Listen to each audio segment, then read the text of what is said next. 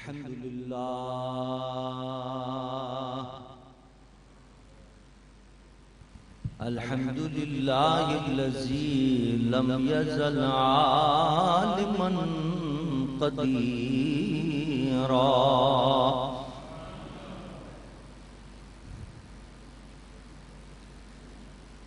حيا قيوما سميعا بصيرا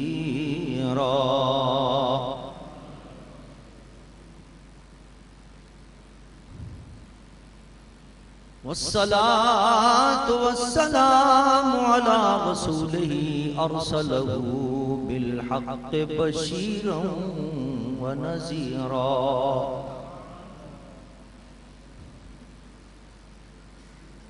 وعلى آله وأصحابه كثيرا كثيرا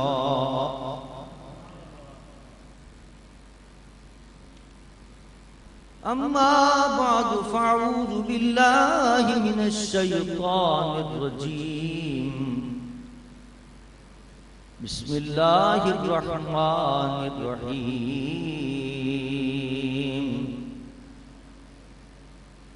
نون والقلم وما يسطرون صدق الله وصدق رسوله النبي الأمين الكريم ونحن على ذلك لمن الشاهدين والشاكرين والحمد لله رب العالمين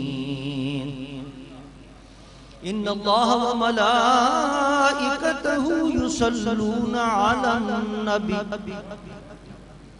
يا أيها الذين آمنوا صلوا عليه وسلموا تسليما اللهم صل على سيدنا ومولانا محمد وعلى آل سيدنا ومولانا محمد بعدد كل ذرة 100,000 مرة الصلاة والسلام عليك يا رسول الله الصلاة والسلام عليك يا حبيب الله الصلاة والسلام عليك يا رحمة للعالمين وعلى آلك وأصحابك يا شفيع المذنبين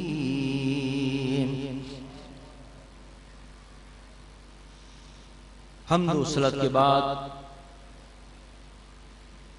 مقتدر مشائخ اعظام واجب الاحترام علماء کرام اور سامعین ذی وقار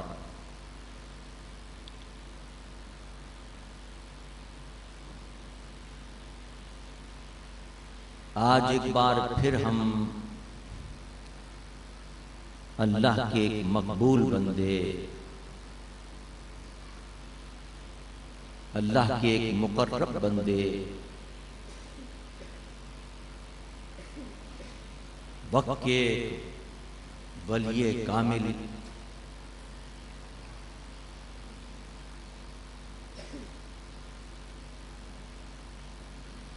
حضرت قبلہ حکیم مشتاق احمد صاحب رحمت اللہ تعالی علیہ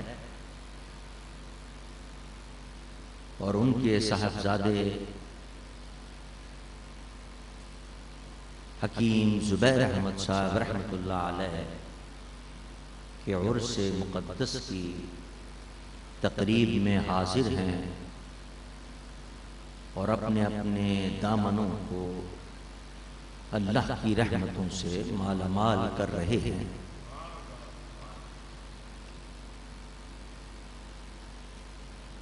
اور الحمدللہ ان کی روحانی فیوزات و برکات کے ساتھ ساتھ آج کی اس محفل میں جو کثیر مشائخ اعظام تشریف فرما ہیں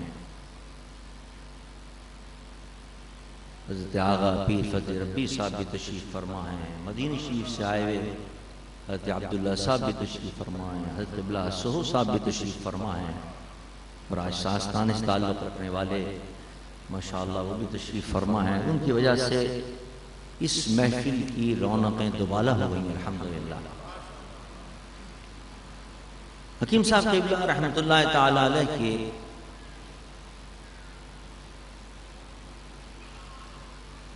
ذات کے بارے میں، ان کے حالات اور واقعات کے متعلق، ان کی زندگی کے مختلف گوشوں اور پہلوؤں کے بارے میں مجھ سے پیش رو مقررین نے بڑی تفصیل کے ساتھ روشنی ڈالی۔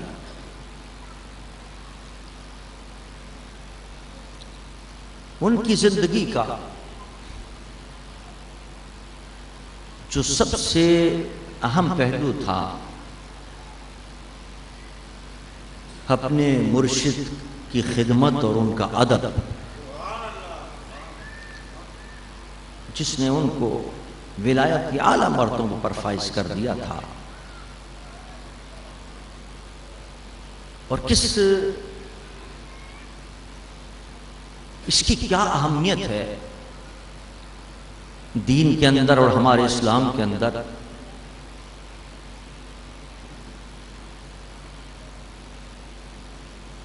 کہ اللہ کے پیاروں کی خدمت اور ان کا ادب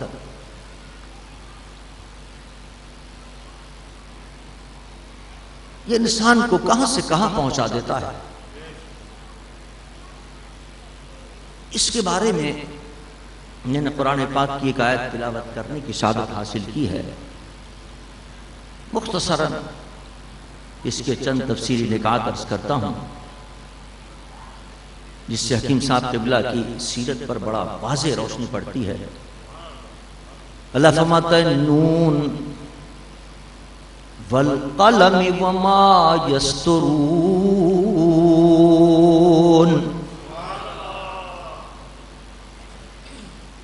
نون، اور ہمیں قسم ہے قلم کی اور اس کی جو وہ لکھے۔ اس سورت کا آغاز لفظ نون سے ہو رہا ہے۔ نون، نون کے کیا معنی؟ علماء نے یہاں کئی معنی بیان کیے، کہتے ہیں کہ یہ حروف مقطعات میں سے ہے۔ حقیقی معنی تو رب جانے، یا جس پر نازل ہوا ہے وہ محبوب جانے، لیکن ہر ایک نے اپنے اپنے حیثیت کے مطابق اس کے معنی بیان کیے۔ کسی نے کہا جب یہاں قلم کی قسم ہے تو قلم کے ساتھ دوات ہوتی ہے، تو یہ نون ایک دوات کی شکل ہے، تو اللہ دوات کی بھی قسم کھا رہا ہے اور قلم کی بھی قسم ارشاد فرما رہا ہے۔ اور کسی نے کہا یہ میرا موضوع ہے، تفسیر روح البیان نے بڑی پیاری بات ہے۔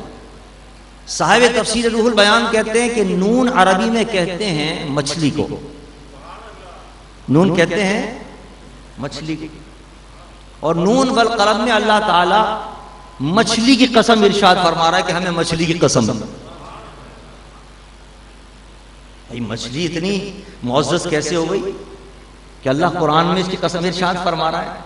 صاحب تفسیر روح البیان فرماتے ہیں یہ عام مچھلی مراد نہیں ہے، یہ وہ مچھلی ہے جس نے 40 روز تک حضرت یونس کو اپنی پیٹ میں رکھا تھا، اس مچھلی کی اللہ قسم ارشاد فرما رہا ہے۔ بھائی رکھ لیا تو کیا ہوا؟ یہ لائق قسم کیسے ہوئی یہ مچھلی کہ اللہ تعالیٰ اس کی تعظیم و تکریم کر رہا ہے، اور قرآن پاک میں اس کی عظمت بیان کر رہا ہے، قسم ارشاد فرما رہا ہے ہمیں قسم ہے مچھلی کی۔ تو اس کے واقعے پر ذرا غور کریں تو پر پتہ چلے گا کہ یہ مچھلی لائق قسم کیوں ہو گئی۔ واقعہ یہ ہے حضرت یونس علیہ نبی علیہ الصلوۃ والسلام کی تشریف آوری سے پہلے موصل ایک شہر تھا، اس کے برابر میں ایک علاقہ تھا نینوا، اور وہاں کے لوگ کی آبادی تقریباً 1 لاکھ کے قریب تھی، اور وہ لوگ سارے کے سارے شرک اور بت پرستی کے اندر مبتلا تھے، شرک کرتے تھے، بتوں کو پوجتے تھے، اور ساتھ میں عیاشیوں اور بدماشیوں کے اندر وہ پڑے ہوئے تھے، زندگی برباد کر رہے تھے۔ رب کائنات نے حضرت یونس علیہ السلام کو نبی بنا کر مبعوث فرمایا اس قوم کے اندر، فرمایا جاؤ اور ان کو سیدھا راستہ دکھاؤ اور ان کو ہدایت دو۔ حضرت یونس علیہ السلام جب مبعوث ہوئے، آپ نے فرمایا لا الہ الا اللہ، اللہ ایک ہے، وحدہ لا شریک ہے، اس کو ایک مانو، یہ شرک چھوڑ دو، یہ بت پرستی چھوڑ دو، اور یہ تم جس عیاشیوں کے اندر اور بدماشیوں میں پڑے ہوئے ہیں، یہ اللہ کے غضب کو دعوت دینے والی چیزیں سب کو چھوڑو، گناہوں سے توبہ کرو۔ حضرت یونس علیہ السلام اس قوم کو مسلسل سمجھاتے رہے،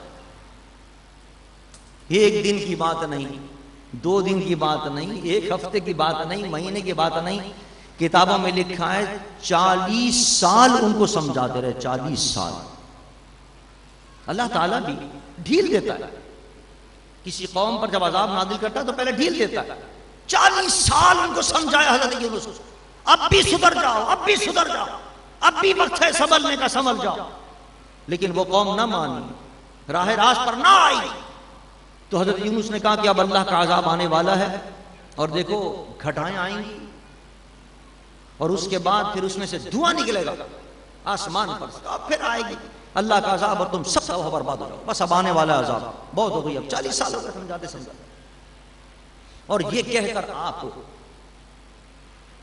بحر قلزم کی طرف نکل گئے کہ ان پر تو عذاب آنے والا ہے، اللہ کے عذاب سے میں تو اپنے آپ کو بچاؤں۔ وہ نکل گئے، سمندر کے اندر کشتی پکڑی، کشتی میں بیٹھے کہ میں تو ادھر سے نکلوں، دوسرے ملک میں چلا جاؤں۔ جب کشتی میں بیٹھے تو کشتی نے چلنے سے انکار کر دیا، کشتی چلی نہیں رہی۔ یہ قرآن کا واقعہ جو میں آپ کو سنا رہا ہوں، کشتی نے چلنے سے انکار کر دیا۔ کشتی کے چلانے والے ملا نے کہا کہ میری کشتی تو اس وقت بند ہوتی ہے چلنے سے جب کوئی کسی آقا کا بھاگا ہوا غلام کسی کشتی میں آ کے بیٹھ جائے۔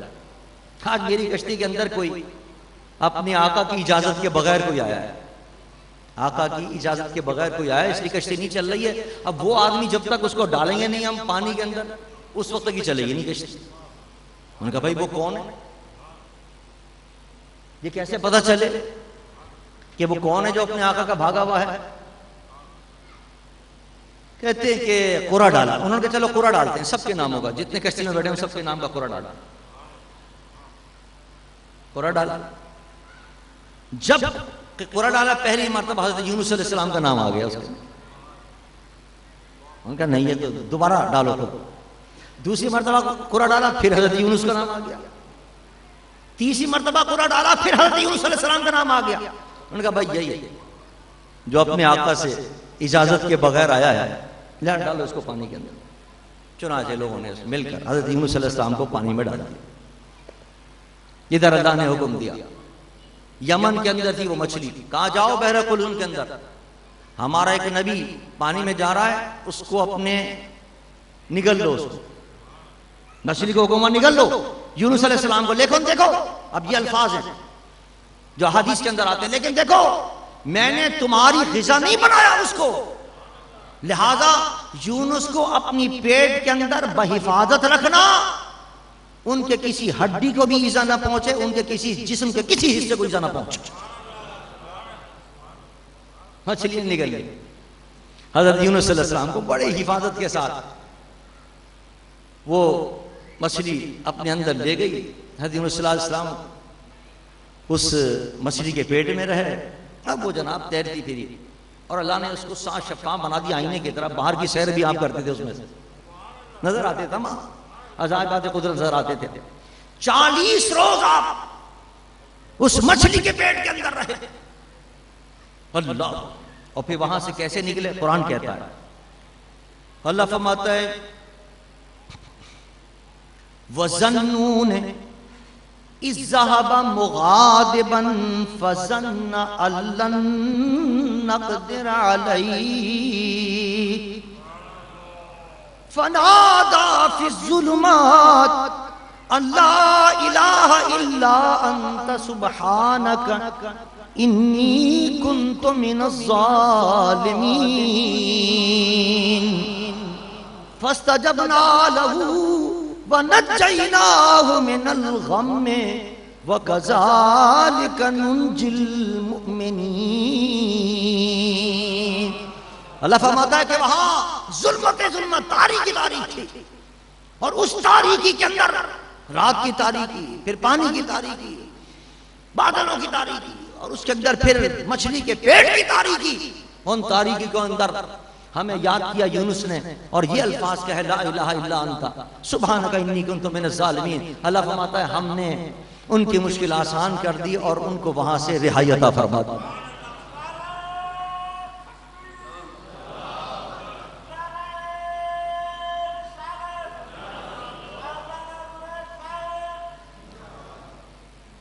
یہاں ادھر تو ان کو رہائی ملی، اور واقعہ پورا یہ جو قرآن بتاتا ہے کہ ان کی جو قوم تھی انہوں نے کہا کہ بھائی عذاب تو آنے والا ہے، یونس ہمارے اندر سے چلے گئے اور وہ بات جو کہتے تھے وہ سچ کہتے تھے، اس عذاب سے بچنے کی اب تدبیر اختیار کرو، کیا کریں؟ وہ تو ہے نہیں، کس سے پوچھیں؟ ان کا چل کسی عالم سے پوچھتے ہیں کہ یہ عذاب آنے والا ہے، کیسے چھٹکارا حاصل کریں؟ وہ جناب تلاش میں نکلے، علماء کے پاس گئے، اس زمانے کے علماء کے پاس، ان سے پوچھا، اللہ کے ولیوں سے پوچھا بھائی عذاب آنے والا ہے کیا کریں؟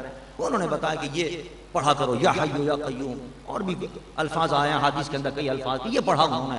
جب انہوں نے وہ پڑھا تو اللہ تبارک و تعالیٰ نے ان پر کرم فرمایا اور ان کے گناہوں کو معاف فرما دیا، ان کو نجات عطا فرما دی۔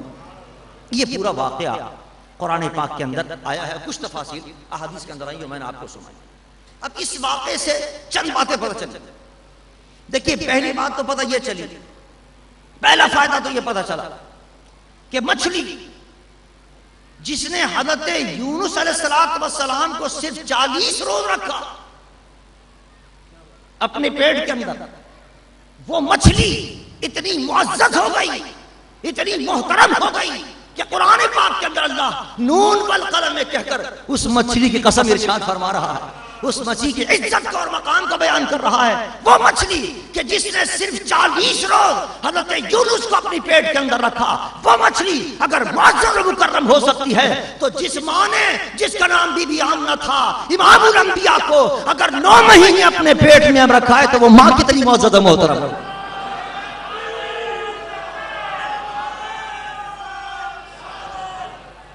یہ جانور ہو کر، یہ مچھلی جانور ہے، اور جانور ہو کر اس لیے معزز ہو گئی کہ حضرت یونس اس کے پیٹ کے اندر تھے، صرف 40 اس کے پیٹ میں تھے۔ حضرت بی بی آمنہ کے پیٹ میں تو کائنات کا والی اور آمنہ کا لال 9 مہینے رہا ہے، تو اندازہ کیجئے اس ماں کا کیا مقام ہوگا، اس ماں کی عزت کیا ہوگی، اس ماں کی شان و شوکت کیا ہوگی، وہ کتنی لائق تعظیم اور تکریم ہوگی۔ اور پھر یہ انعام دیکھیے، ایک اور بات قابل ہے، انعام دیکھیے کہ اس مچھلی کو اللہ نے حضرت یونس علیہ السلام کو پیٹ میں رکھنے کے بدلے میں انعام یہ دیا، اس کو انعام نہیں، اتنا بڑا انعام عطا فرمایا کہ پوری تیری نسل کے لیے، پوری تیرے جنس کے لیے انعام ہے کہ جس کو بھی مسلمان اگر حلال کریں گے اپنے لیے تو پہلے چھری چلائیں گے پھر وہ حلال ہوگا، لیکن مچھلی کو کہا کہ بغیر چھری کے تجھے حلال کر دیا گیا، یہ انعام ہے۔ اب آپ مچھلی کے اوپر چھری نہیں پھیرتے ہیں، بغیر چھری کے وہ حلال ہو جاتی ہے مچھلی۔ کیوں؟ حضرت یونس علیہ السلام کو اپنی پیٹ کے اندر اس نے رکھا، اللہ نے یہ انعام عطا فرمایا کہ اس کو چھری کے عذاب سے بچا دیا۔ تو حضرت بی بی آمنہ جس نے 9 مہینے حضور کو رکھا ہے، ان کو اللہ کا عذاب دے سکتا ہے۔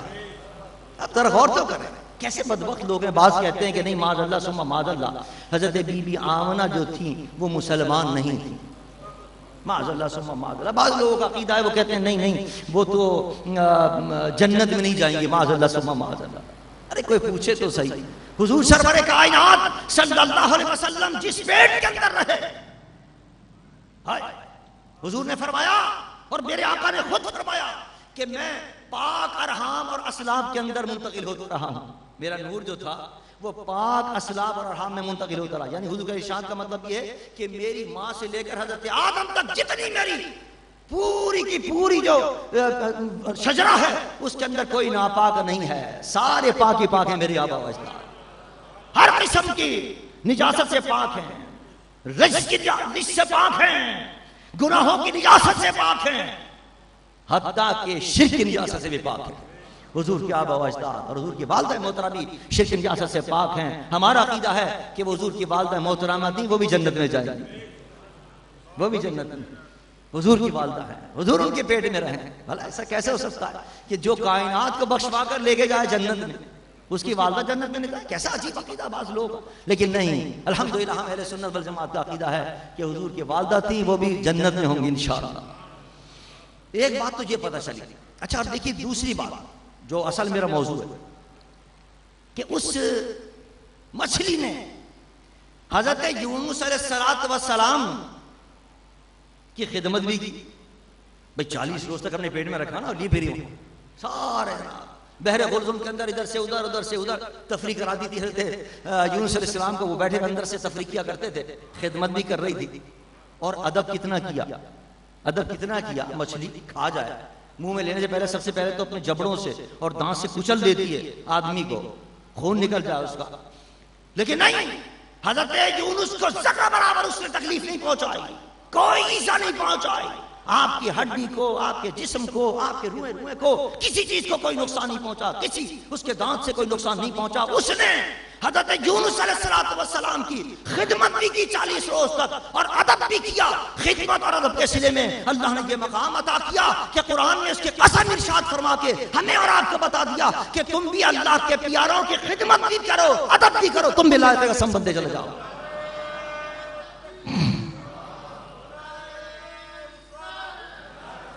اللہ کی بارگاہ میں اگر تم معزز اور مکرم بننا چاہتے ہو، اللہ کی بارگاہ میں محترم بننا چاہتے ہو کہ تمہارے ہو جاؤ، تو اس مچھلی سے سبق حاصل کرو۔ جس طرح اس نے اللہ کے پیارے کا ادب کیا ہے، اس کی خدمت کی ہے، تم بھی اللہ کے پیاروں کی خدمت کیا کرو، ادب کیا کرو، تم بھی مقبول بنتے چلے جاؤ، تم بھی اللہ کے محبوب بن جاؤ۔ اس نقطے پر عمل کیا صاحب عرف حکیم مشتاق احمد قبلہ رحمۃ اللہ تعالی علیہ نے اللہ کے ولیوں کا ادب کیا، احترام کیا، بالخصوص اپنے مرشد حضرت شاہ رکن الدین رحمۃ اللہ علیہ، خواجہ محمد رکن الدین البری رحمۃ اللہ علیہ، جن سے آپ شرف بیعت رکھتے تھے، صاحب رسالہ رکن الدین، صاحب رسالہ رکن الدین، ان کا کتنا ادب کیا ہے اور کس قدر ان کی خدمت کی ہے، اور خدمت کر کے کیسے ان کی رضا حاصل کی ہے۔ مجھے وہ واقعہ یاد آتا ہے کہ گوالیار کے اندر بڑا مقام تھا حکیم صاحب قبلہ رحمۃ اللہ علیہ، وہ بڑا ڈنکے وغیرہ تھے ان کے، اور صرف آپ کی طبابت اور حکمت کے نہیں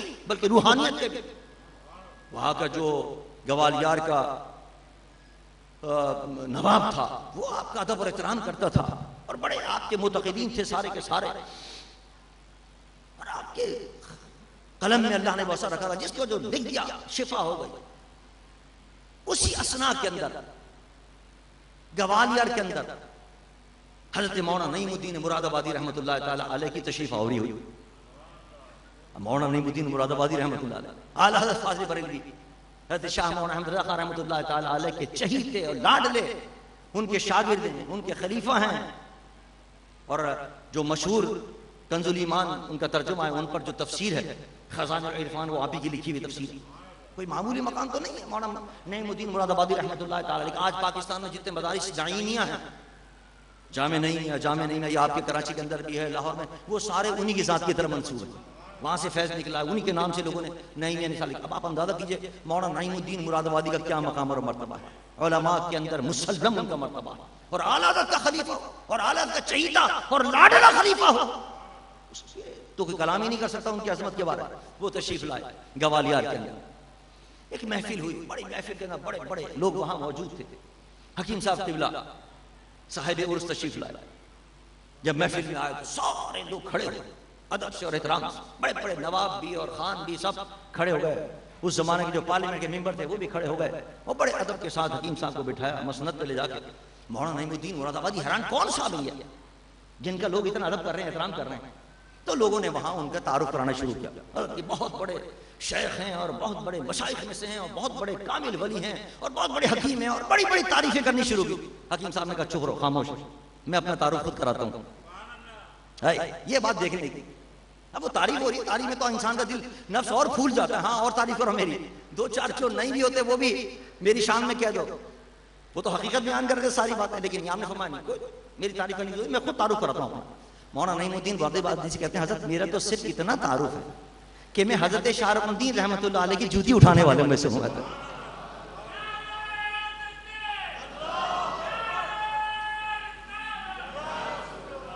لفظ استعمال کیا کفش بردار، فرمایا میں تو ان کا کفش بردار ہوں، ان کی جوتیاں اٹھانے والا ہوں، بس میرا تو یہ تعارف ہے اور کوئی تعارف نہیں ہے. بس حضرت مولانا نعیم الدین مراد آبادی رحمۃ اللہ علیہ پر اس کا بڑا اثر ہے. ایک اپنے وقت کا اتنی تبہر رکھنے والا، علم کے اندر بھی، عمل کے اندر بھی، اور روحانیت کے اندر بھی، اور وہ اپنے مرشد کا اور اپنے ولیوں کا اتنا ادب کر رہا ہے، اتنا احترام کر رہا ہے، بڑا اثر. مولانا نعیم الدین مراد آبادی رحمۃ اللہ علیہ جب حساب رحمۃ اللہ سے ملاقات ہوئی، حضرت شاہ رخ الدین رحمۃ اللہ علیہ، فرمایا ہمیں آپ کے مرید نے بڑا متاثر کیا، حکیم مشتاق نے بڑا متاثر کیا. ہم گئے تھے، بڑی تعریفیں لوگ کر رہے تھے، لیکن اس سے صرف اتنی بات کی کہ میں تو شاہ رخ الدین کے کفش برداروں میں، مجھے ان کی انداز بڑا پسند آیا، بڑی بات کی. جب یہ انہوں نے بات کی مولانا نعیم الدین مراد آبادی رحمۃ اللہ تعالی علیہ، تو حساب رحمۃ اللہ علیہ نے خط لکھا. حضرت شاہ رخ الدین رحمۃ اللہ علیہ نے یہ بات سن کر حکیم مشتاق کو خط لکھا، اور اس خط کے اندر یہ الفاظ لکھے،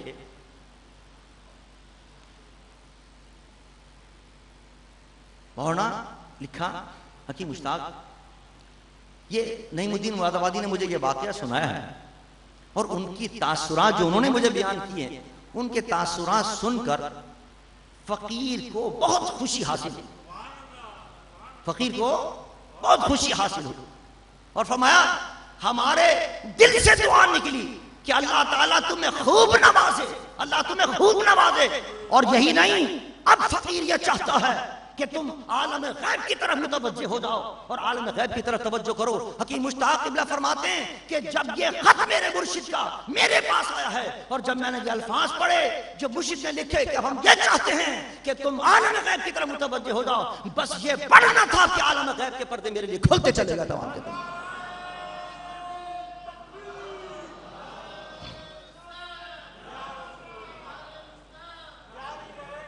اللہ، مرشد کی رضا معمولی نہیں ہوتی. جب مرشد راضی ہو کر دل سے دعا دیتا ہے تو پھر انسان کو فرش عرش پر پہنچا دیتا ہے. ایک ہی آن کے اندر، ایک ہی جس کے اندر منزلیں طے کرتے ہوئے چلے گئے. وہ فرماتے ہیں کہ یہ لفظ کہا مرشد نے کہ میں چاہتا ہوں بس عالم غیب تمہاری تو متوجہ ہو، بس، اور تم عالم غیب کی طرف متوجہ ہو. بس یہ پڑھنا تھا کہ عالم غیب کے پردے کھل گئے میرے لیے، عالم غیب میرے آنکھوں کے سامنے ہو گیا. اور پھر جب تک آپ اس دنیا میں رہے اس وقت تک غیب کے پردے ان کے سامنے کھلے ہوئے تھے. سینکڑوں، ایک نہیں سینکڑوں واقعات موجود ہیں. کوئی آیا کرتا تھا، اس کو بتا دیا کرتے تھے کیا کھا کے آئے ہو، کیا پی کر آئے ہو. وہ جو اللہ نے حضرت عیسیٰ کو شان عطا فرمائی تھی نا، وَأُبْرِئُ الْأَكْمَحَ وَالْأَبْرَصَ وَأُحْيِي الْمَوْتَىٰ بِإِذْنِ اللَّهِ وَأُنَبِّئُكُم بِمَا تَأْكُلُونَ وَمَا تَدَّخِرُونَ فِي بُيُوتِكُمْ. حضرت عیسیٰ کو اللہ نے شان عطا کی تھی، جو گھر میں کھانا کھا کے آتے تھے وہ بتا دیا کرتے تھے گھر میں کیا کھا کے آئے ہو، کیا رکھ کے آئے ہو. اللہ نے حضور کے صدقے میں اور مرشد کے ادب کے صدقے میں حکیم مشتاق کو بھی یہ مرتبہ عطا کیا تھا. کوئی مریض آتا تھا، پوچھتے تھے میاں میں نے تمہیں کہا تھا پرہیز کرنا، پرہیز کیا؟ ہاں صاحب بالکل پرہیز کیا. میں نے کہا تھا وہ مت کھانا پراٹھا تو نہیں کھایا؟ نہیں صاحب. اچھا وہ جو کل جو تم نے 4 پراٹھے کھائے، اب پریشان ہو. اب گھر کے اندر 4 پراٹھے کھا کے آتا، اور آپ بتا دیا کرتے تھے وہ جو تم نے صبح 4 پراٹھے کھائے وہ نہیں کھائے. ایک صاحب آیا، ہاں صاحب تم نے کیا ہے پوری طرح پرہیز کیا جو میں نے بتایا؟ ہاں صاحب پوری طرح پرہیز کیا، بالکل جو آپ نے بتایا. وہ کل وہاں بہادر آباد میں جو تم مرغی کی ٹانگیں اڑا رہے تھے، حالانکہ کبھی نہیں گزرے صاحب حکیم صاحب کے ادھر سے نہ گزروانے کو ٹیلی فون اتنا تھا کہ جو موبائل میں فوراً پتہ چل جائے کہ وہ کہاں کھڑا ہوا آدمی، کیا کھا رہا ہے، کیا جو رات کو کرتا تھا اور صبح آتا تھا. حکیم صاحب قبلہ بتا دیا کرتے تھے، کیوں کہ مرشد نے کہا کہ تمہاری آنکھوں کے سامنے غیب کے پردے اٹھا دیے ہم نے، غیب کے پردے اٹھے ہوئے، کوئی چیز ان کے مخفی نہیں تھی. اور فرمایا کرتے تھے، ابھی بتا رہے تھے نا، فرمایا کرتے تھے ہم بتاتے نہیں ہیں تمہیں کیا باتیں، تمہارے راز پہ پردہ ڈالے رکھتے ہیں. بہت سی ایسی باتیں چاہیں تو ہم تمہارے رازوں سے پردہ اٹھا دیں. اللہ نے یہ مقام اور اپنے ولیوں کو یہ مرتبے اور شان عطا فرمائی ہے. حکیم صاحب قبلہ کو بھی یہ مرتبہ عطا فرمائی. ایک نہیں، ان کی کتاب پڑھ کے دیکھیے ماشاءاللہ، زہر نے جو لکھی ہے فیض مشتاق کے نام سے 2 جلدیں آ گئی، اس میں سینکڑوں واقعات، ایک نہیں سینکڑوں واقعات. یہ آج ایک صاحب مجھے کل سنا رہے تھے، آج جو واقعات ہو رہے ہیں کراچی کے اندر، جس طرح لاشیں پڑی ہوئی ہیں، آج سے 30 سال پہلے اپنے اس مرید کو بلا کر کہا کہ میں دیکھ رہا ہوں کراچی کے اندر ایک وقت ایسا آئے گا کہ سڑکوں کے اوپر لاشیں پڑی ہوئی نظر آئیں گی. دیکھ رہے تھے اس وقت سے دیکھ رہے اور فرما دیا کہ یہ واقعات آنے والے ہیں کراچی کے اندر. عزیزان من، اللہ نے اپنے ولیوں کو بڑی شان عطا کی ہے، بڑا مرتبہ عطا کیا ہے کہ غیب کے پردے ان کی آنکھوں سے اٹھ جاتے ہیں. اور حکیم صاحب قبلہ کو اللہ نے یہ مرتبہ اور مقام عطا فرمایا تھا، لیکن مرشد کے ادب کے صدقے. جو جتنا اللہ کے ولیوں کا ادب کرتا ہے، جو اللہ کے ولیوں کا احترام کرتا ہے، رب کائنات اس کو دین دنیا کی دولتوں سے اور نعمتوں سے اور روحانی نعمتوں سے اس کو مالا مال فرما دیتا ہے. اللہ اکبر. ہمارے حکیم زبیر سواد جن کا یہ عرس ہے، حکیم صاحب قبلہ رحمۃ اللہ علیہ کے صاحبزادے حکیم زبیر صاحب رحمۃ اللہ تعالی علیہ. ایسے بیٹے بھی بہت کم ہوتے ہیں، بہت کم ایسے بیٹے ہوتے ہیں. یعنی کوئی میں نے دیکھا حکیم زبیر صاحب کو کہہ دیا حکیم صاحب نے بس یہاں رہنا ہے تو وہیں رہیں گے، مجال نہیں وہاں سے چلے جائیں. حالانکہ آدمی کا دل بھی چاہتا ہے جانے کو کہ ہم خواہ پابندی لگ نہیں. فرما دیا مرشد نے اور باپ نے کہا یہیں رہو، بس بیٹھے ہیں صبح سے لے کر رات تک بیٹھے. فرما دیا نوکری بہت اچھی نوکری، فرمایا چھوڑ دو اس نوکری کو. چھوڑ دیا نوکری. ایسا بیٹا ہوگا جو نوکری چھوڑ. کوئی کہا اچھا وہ کام کرنا نہیں، یہ کام نہیں کرتا. حضور وہاں بڑی اچھی نوکری مل رہی ہے فلاں، نہیں یہ کام نہیں کرتا. نہیں کیا وہ کام. میں نے ایسا بہت کم دیکھا ہے کہ بیٹا اپنے باپ کی اور اپنے مرشد کا اتنا ادب کرے کہ اپنی آرزوؤں کو ختم کر دے، اپنی خواہشات کو ختم کر دے، جو مرشد کیا اس پر عمل کرے. زبیر صاحب قبلہ رحمۃ اللہ تعالی علیہ اس پر پورے اترتے تھے کہ جو حکیم صاحب قبلہ نے کہہ دیا وہ کر دیا، جو کہہ دیا اس پر قائم رہے. یہی وجہ ہے کہ وہ حکیم صاحب قبلہ کے منظور نظر تھے. حکیم صاحب قبلہ بڑی محبت فرماتے تھے ان سے، بہت پیار کیا کرتے تھے ان سے اور بہت لاڈ فرمایا کرتے تھے ان سے. اللہ تعالیٰ ان کے بھی درجے بلند سے بلند کر فرمائے، ان کو اعلیٰ علین مزید مرتبہ عطا فرمائے. تو اس واقعے نے 2 سبق تو یہ دیے ہمیں. پہلا سبق حضور کی والدہ کے بارے میں، دوسرا سبق اولیاء کے بارے میں، اور یہ جو مچھلی کی اللہ نے قسم کھائی ہے جو واقعہ میں نے سنا. اس میں تیسرا جو سبق ملا وہ یہ کہ دیکھیے جب قوم مصیبت میں پھنس گئی، اب جب قوم مصیبت میں گرفتار ہو گئی تو اس نے کیا کیا؟ ایک ہی طریقہ اس نے اختیار کیا کہ اس وقت کے علماء کے پاس آئے، اس وقت کے اولیاء کی خدمت میں آئے کہ ہمیں کوئی راستہ بتائیے اس سے نکلنے کا، اللہ کا عذاب آنے والا ہے. انہوں نے ان کو طریقہ بتایا تو وہ اس مصیبت سے نکل گئے. عزیزان من، یہ آج ہمارے لیے سبق ہے. آج بھی قوم مصیبت میں پھنسی ہوئی ہے، ہر طرف ٹارگٹ کلنگ ہے، لاشیں گر رہی ہیں، تباہی و بربادی ہے، پاکستان کو توڑنے کی سازشیں ہو رہی ہیں. اس ملک میں اگر ہم چاہتے ہیں امن قائم ہو جائے، ہم چاہتے ہیں اس دہشت گردی سے نجات مل جائے، ہم چاہتے ہیں کہ اس ٹارگٹ کلنگ سے نجات مل جائے، تو اس واقعے پر عمل کرتے ہوئے اولیاء کی خدمت میں آنا ہوگا، اللہ کے ولیوں کی خدمت میں آنا ہوگا. وہ جو راستہ دکھائیں گے اس راستے پر چلو گے، انشاءاللہ کامیابی ہوتی چلی جائے گی انشاءاللہ.